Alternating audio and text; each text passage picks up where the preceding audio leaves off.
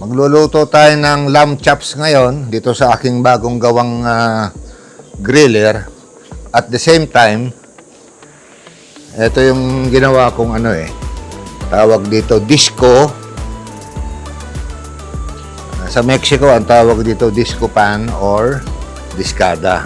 Okay. Ito siya, oh. See? This is a plow disc na made of carbon steel. Pero siyang butas para doon sa kabitan sa pang-araro. Dinagyan ko siya ng sapatos ng kabayo na hawakan. At the same time, na siya, kawali na siya ngayon. It is also season. Naka-season na ito ngayon. Yan, so maglalagay tayo ng mantika dito. Yan, okay. Tapos, magluluto tayo ng lamb. Ayan. Kumbaga, tupa. Yan. Okay?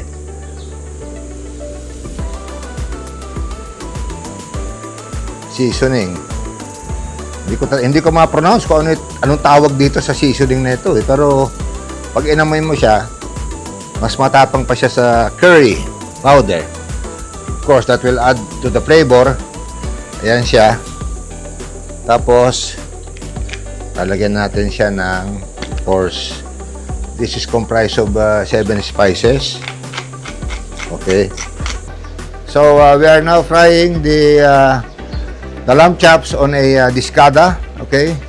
A carbon steel plow skillet that I just made and seasoned. So, we're waiting for it to cook. Just do standby.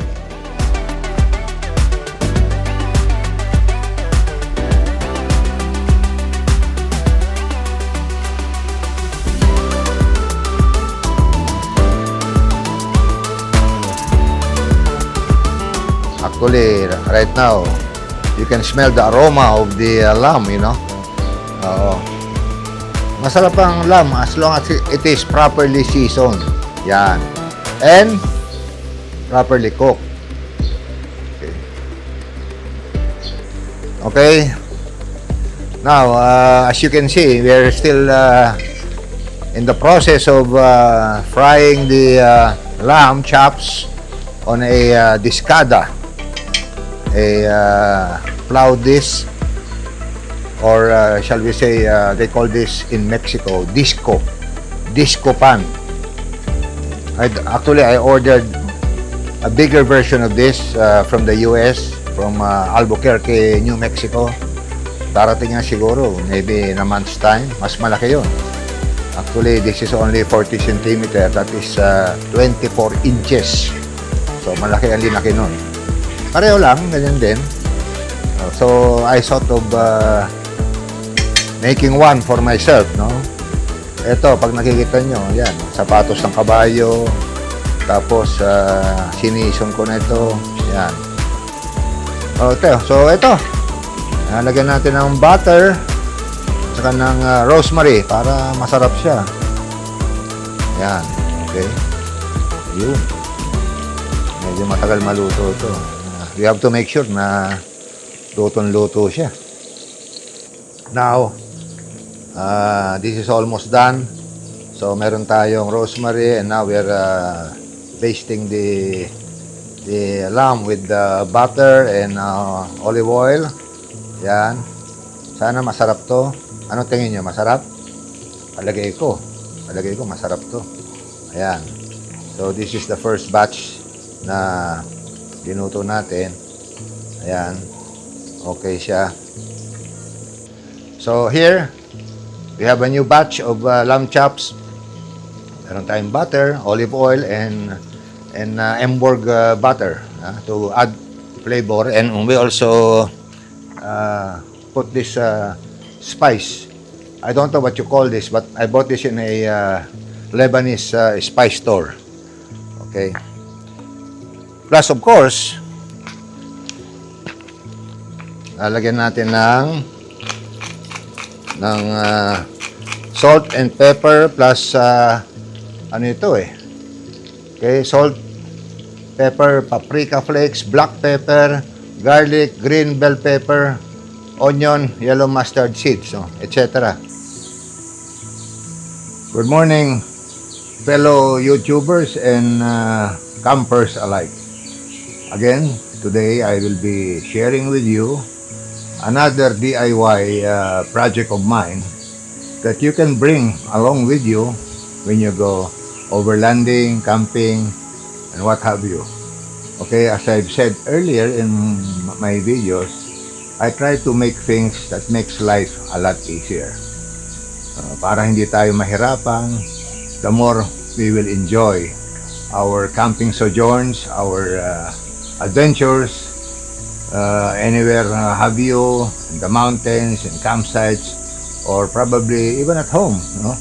So in a while I will show you another DIY project that I'm sure you will appreciate and like to have also. But actually I am not selling this, no, but I'm showing you my my gizmo, so that at least some of you who are DIYers can copy it and have an idea of what I'm talking about. So I'll see you in a while. Okay, so now right in front of you is what I have fabricated, no? It's a butane stove.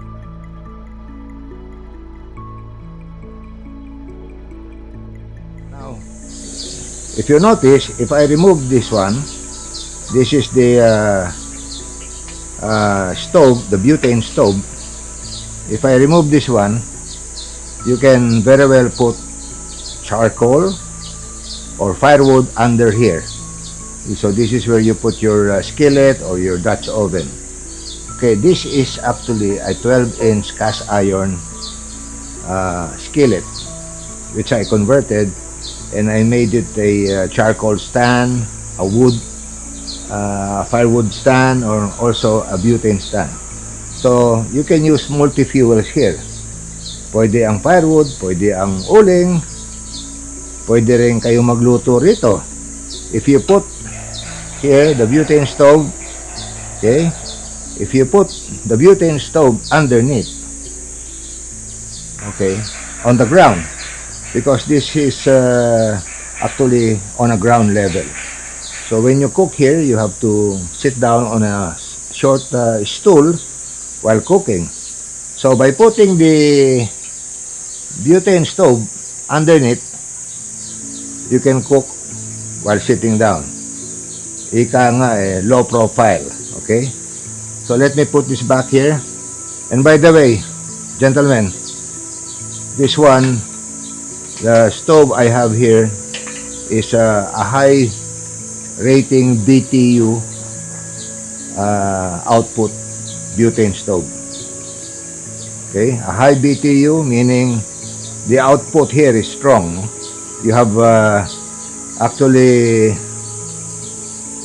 okay, as you see it, you have actually 7 nozzles where the flame would be coming out from. See, and here we have a butane canister. Okay, now it has also a holder where you can hang it onto. With employing and using the long legs, you can cook your dish, whatever, stew, inihaw, steak, whatever, at waist level. So, hasn't that made things a lot easier for you? So if you cook it on the ground level, you still have to sit down, you know, and stoop down and do your cooking. While if it is at this height, which is waist level, things are a lot easier. You can easily cook, put your discada here, your iron plate, your carbon steel skillet, or your cast iron skillets. Now let me demo, no? Okay, here I have here a cast iron Dutch oven with a case on it. So let me just remove this, open it up. Okay, as Simple as that. Okay. So let's remove the cast iron. Okay. And put it here on top.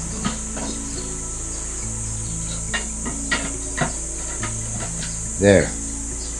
So there you have it. So we are now cooking on a cast iron Dutch oven. This time we have a iron plate with the spatula. Okay, you can cook pieces of meat, ground pork, etc. Okay, here this is made of maybe almost 4 millimeter thickness cold rolled steel plate. So you put your oil, okay, and you have a gutter, see, where you can push the oil and later on dump the oil. Okay, so here is another pan, cold rolled steel plate that you can bring with you during your camping, cookouts. You know, you can cook steak, shrimp, fish, what have you. Now we have here a big 22-inch cast iron discada. Okay, it's a cowboy wok, quite big, made of cast iron. You can fry again your fish, your steaks. Perfect for cookouts at the camp, at the ranch, at the farm. And we have here a stainless cover. Actually, you know, when you cover your skillets, you know, the food that you are cooking will be a lot faster because you're trapping the heat on top. See? Now, it has no cover. Okay? What is directly on the meat, if you're talking of steaks, is the oil on the pan. The one on top, that's why you have to turn over your steaks maybe after 5 minutes, depending on the state of readiness that you like it to be. But of course, once you cover it, see, once you turn your steak over, well, it will save time. Okay, mas mabilis maluto kasi may takip. All of the heat is trapped under. See? Let me give you an in-depth or close-up of the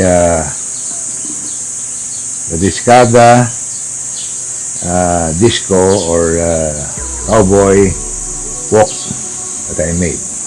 Okay, now you can see the stand. Okay, that's the stove underneath with the 7 nozzles. You have here a hanger for the butane. Okay, there you have it. And take note, I made a bottle opener. See, made of a wrench.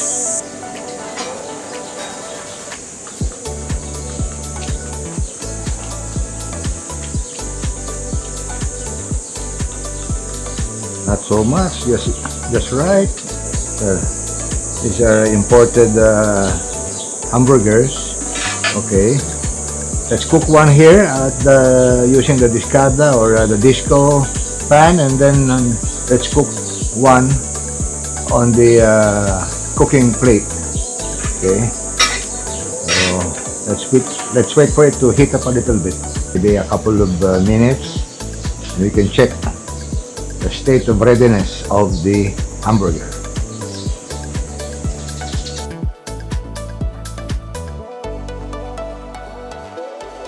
I would rather use 2 spatulas instead of a tongue. Actually, for me, I'm more comfortable, you know, using a spatula and turning over. Okay.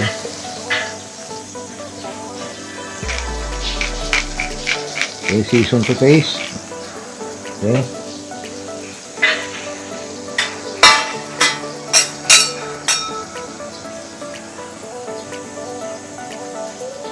Okay, let's cover it up.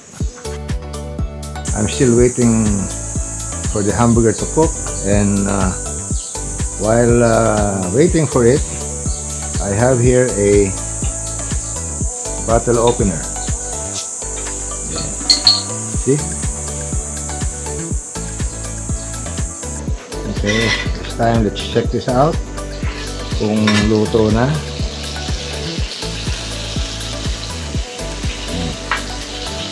Oh, yeah.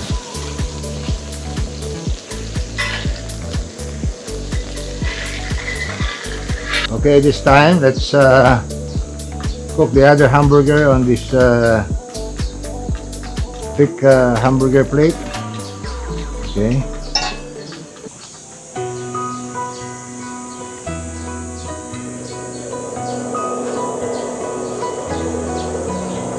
And let's cover it up.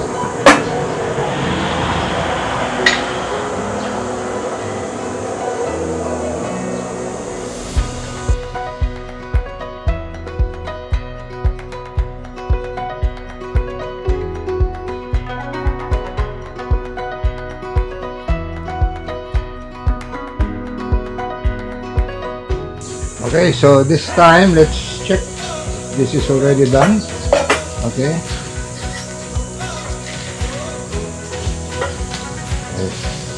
Yeah. Pretty much done. Okay. So we'll just season it again. Okay.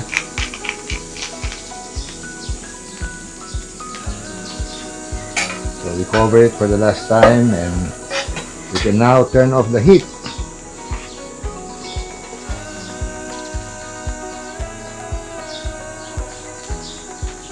So friends, this now concludes my my vlog on this. Okay, cheers. Okay, so if we will look at the state of readiness, it's already cooked. Yes, I'm now using the cold rolled steel plates to cook the hamburger. And if you ask me, I prefer using 2 spatulas than a tong, because, like, for example, when you turn over the hamburger to the other side, there is a tendency, if you use a tong, that it might break up, you know, because of course it's made of ground beef. If you're using steak, then okay, it can hold up. So with this, we'll put an end to this vlog. Thank you for watching, and remember, we make life a little easier and a pleasure. So with this setup, you can bring this to camp, to your overlanding sojourns. You can even use it at home. See? Remember, this is waist level, so it's always a pleasure to cook. You know, you don't have to stoop down and you know, lean over and do your cooking. So with that, thank you for watching. God bless.